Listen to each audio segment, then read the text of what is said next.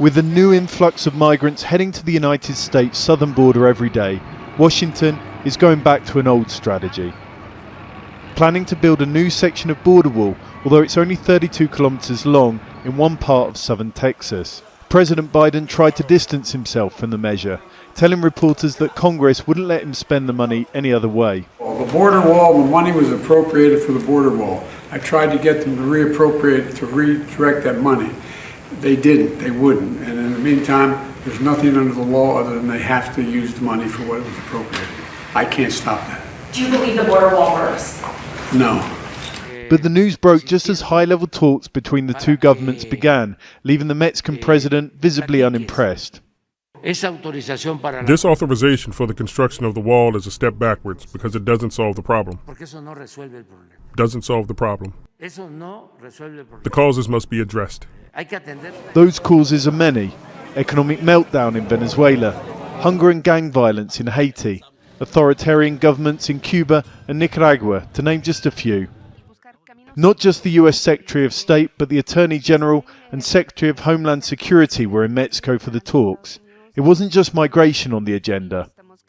They took place in Mexico's National Palace just behind us.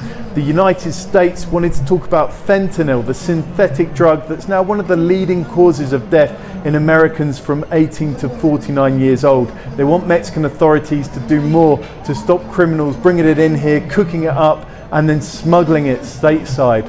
The Mexican government, on the other hand, wants the United States to do more to prevent weapons coming from the United States into Mexico and contributing to this country's sky-high homicide rate.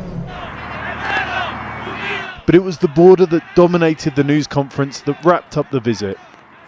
Strict consequences for those who do not use those lawful means to enter our country.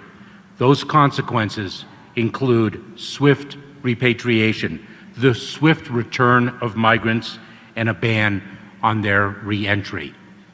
Just today, the United States announced its agreement with the country of Venezuela to repatriate Venezuelan nationals who do not take advantage of the lawful pathways and instead arrive irregularly at our southern border and do not qualify for relief.